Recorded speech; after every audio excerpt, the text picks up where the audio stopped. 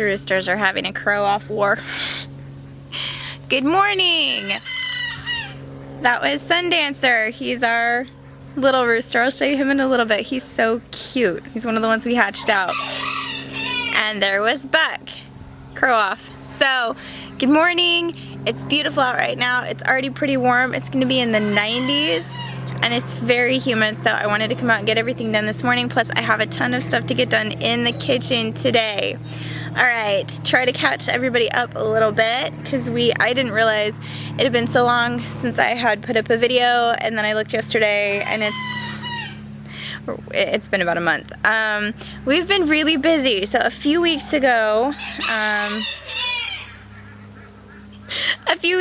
we went to my parents and went apple picking. They have a Lodi tree which is ripe very early.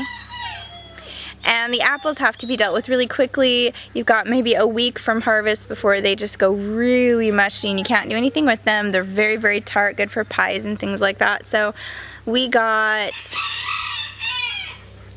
it was about 180 pounds of apples off of that tree, and that's with them having kept some. That's just what we brought home. I did end up sharing some bags with them with local friends, so obviously I didn't have to process the whole 180 pounds, but there was still a lot of apple stuff that was happening. We made applesauce that my kids don't like, so that is for cooking, so I was making applesauce, and then I was also making applesauce breads and things and freezing them, and I was making apple fritter cake and apple cobbler and all kinds of apple things and getting my freezer loaded up. Luckily we'd been eating it down really low because we wanted to defrost it, so it was pretty much empty and ready to go. So right now it is full. I even froze bags of extra cores and peels to thaw out and give to the chickens because I knew giving them that much at one time, all the cores and peels, they wouldn't eat it. I tried to make apple cider vinegar and that failed miserably. So I'm going to really quickly put in the clips that I took when we were apple picking. The kids had a good time. It was really warm that day. There were so many apples. It was a big blessing though. It was a big blessing even though I hustled so hard that whole week getting all of that processed. It was a wonderful blessing to be able to be given all of those apples to fill our freezer with.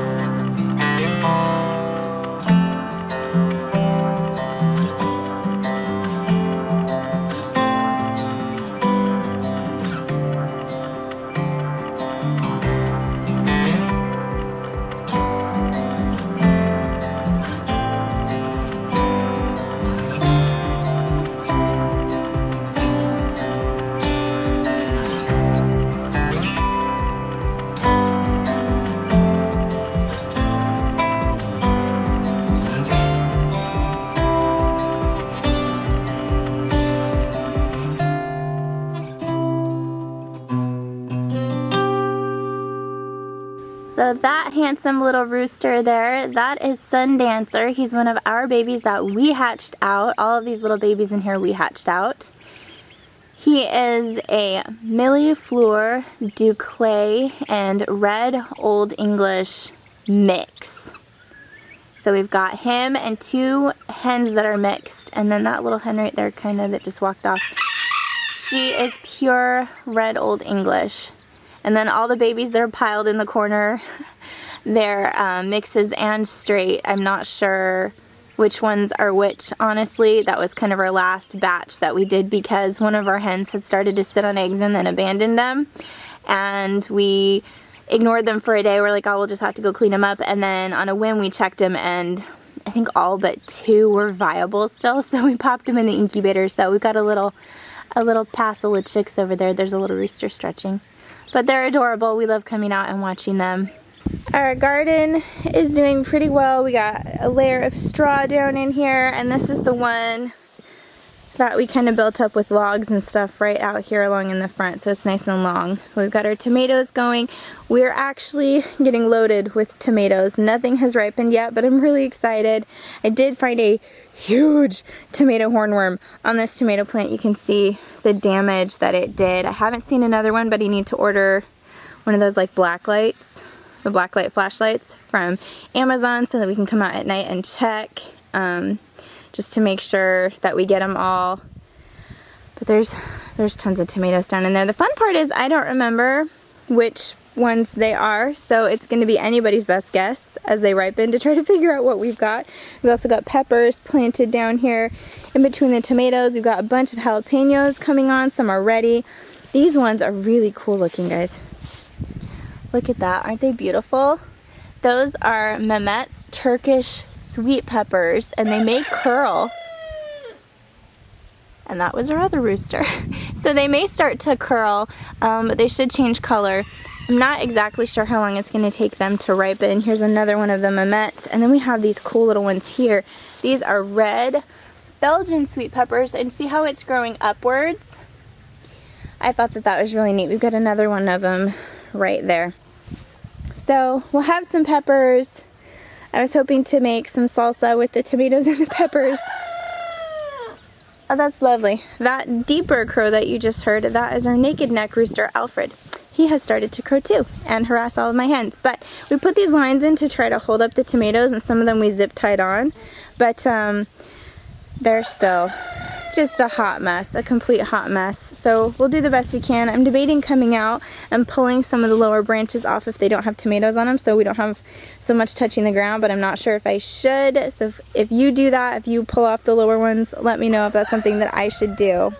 This is one of our chicken planted squashes. It's got flowers. We've got pollinators in the flowers. We've got a squash growing here. I am not sure what variety we're looking at. I have somewhat affectionately come to call this the poop squash, because that's how it got here. The chickens ate seeds and pooped them out. So we may end up getting some food off of this thing. Oh, those roosters. Okay, so here's an overview of the melon patch.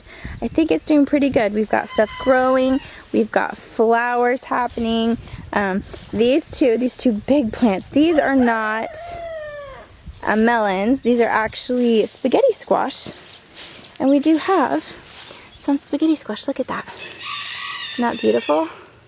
Ruben loves spaghetti squash. That's why we planted these. He's quite excited. And then we have one over here too. However, this one looks completely different. Sorry about my shadow. Looks completely different. You see that? It's green and speckled. So this to me looks more like a watermelon. And then that one looks more like a spaghetti squash. So I've never grown spaghetti squash. I don't know if that's normal or if Kurt accidentally mixed up seeds. But the plants look kind of the same, so we'll see. We'll see what we end up getting. Do you guys hear the ducks? They've been laying eggs randomly around the yard, so I told Nara not to let them out first thing in the morning. And they are irritated. They want out.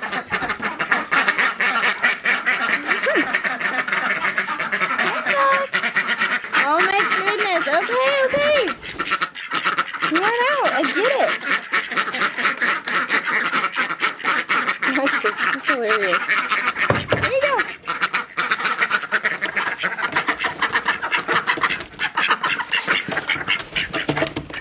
This is funny. They want to come out, but Ghost is like right where they come out. And so they're all just over here getting mad and quacking at him. Mr. Ghost, you're being a turd. You should move. What are you doing? Oh, one of the ducks is standing on a little branch and it was moving. We still have Ghost. We still have several of the boys, and we also have the little kitten that someone dropped off here because they couldn't take it home. You saw him in the last video. If you saw our last video, we named him Mowgli. So we still have him and Ghost and 3 of the other boy kitties. They're all total sweethearts. I do need to rehome them. We're trying to decide who we're keeping, if we're keeping anybody. The front runners are Ghost and Mowgli because they're just, I don't know, we're all kind of attached to them. But all the boys are so sweet. They're total babies, so we're just not sure. Come on, Ghost. Over here. Come on. Come on, let's let the duckies out. Lucy, come on. It's funny, the ducks will walk right up to the kittens. They really don't mind them. There they go. They just want Ghost to move. See, they just squeeze through. It's kind of hard to undo. The fence has, go on, Coco. The fence has slackened, and so it's hard to undo it and do it back up. There they go, their favorite spot over there. They like to hang out. We've got a kiddie pool over there and a bucket we fill with water. And there's shade, so they spend a lot of their day over there. I don't want to get too close and bother them, but we have some swallows that built a nest up there. And there were babies poking their head over it the other day, and one of the parents is flying around. It is mad at me, and I think that's the other parent sitting there. So we have a ton of chicory growing around the garlic area, and the fence needs something, so I'll probably need to take the fence down and figure out a way to redo it. I still have one lone garlic in here. I've harvested all the rest of them and they've been drying in the house. I got some of them braided. I must have done something wrong because some of them did fine. We got big heads of garlic, and then some of them we got just like that big, and it's not in different sections. It's just like one big round thing. It almost looks like a little onion or something. So I'm not sure what happened there, but over here Apollo had planted some sunflowers and I didn't think anything had come of it, but look at that. Look at that pretty baby. I don't think it gets enough sun over here, but isn't that pretty? And then there's another one right here trying to grow. So that's neat. So this is out in the big garden area. I think I showed you guys this before that we were gonna do. This was gonna be garden. Don't mind Justice, he wants me to come over and pet him. But I came out to check on it the other day and look what I found. Isn't this the coolest thing ever? Oh, it is so beautiful. It is so beautiful. I love pumpkins. So that is a poop pumpkin because we didn't plant anything out here. That is because the chickens ate pumpkin seeds and we brought some of their bedding out here in the fall and in late winter. And so that is a really beautiful thing that our chickens kind of planted for us. I'm super excited about it. I don't know when to harvest it. It was just from some of the pumpkins like we bought at Walmart for the kids to carve for Halloween last year. So I think I asked on Facebook, and one of my friends said that she thinks that when the stem goes brown, it's ready to harvest. If anyone can confirm or deny that, I'd love to know. But we have a pumpkin growing and I am ridiculously excited. I absolutely love pumpkins. You'll see this fall. I don't really decorate big for most things, but for autumn, all the pumpkins come out. I got some clover for Lily. She really prefers the blossoms, but there just aren't as many growing right now. So this will have to do. Here you go, honey. You like your clover. Yeah, there is a blossom in here for you. Yeah, here you go. Smell it? No? It's right here. There you go. Is that nummy? You're such a sweet baby. Yes. Such a sweet baby. Guys, I think that those are actually both the babies sitting right up there. Aren't they adorable? I should go before the mama comes back and gets mad at me, but oh, they're so cute. Do you see that little chicken over there, that little hen? That is one of our brown leghorns, and she has figured out how to get out. So every morning she gets out of the pen and does her own thing, because we usually don't let them all out until later in the morning so that they'll lay their eggs in there. So we still have 2 of our peafowl. We have, oh, there's, hi sweetie. That's Inara's. She named it Puck, and the other one that looks just like it is also named Puck because she cannot tell them apart. They're both named Puck because that's what she named her brown leghorn that we had in Idaho. And so these are like Puck and Puck the second. But we still have both of our peafowl. We have Hugo and Ophelia. They have not sold I like having them, but I would kind of like them to sell now that we know that we're not keeping them, because once we do that, I can leave the pen open all day and they can go in and out to lay eggs. Because right now, I can't let them out in the morning until I think they've laid all their eggs, so like 10 or so I let them out. Otherwise, they'd be able to come out first thing in the morning and graze and enjoy the day, so. Well, that's not a good sign, is it? Oh dear. Well, I just realized that one of the doors to under the house is open. So we're gonna have to do a head count of cats and make sure nobody's under there, because I did not see 3 of the kittens in my morning walk around. I really don't want them under the house. So I'm gonna go have the kids look around for them, and if we can find everybody, then we'll shut it. If not, then we'll have to wait until we find everybody. Super fun. Not really.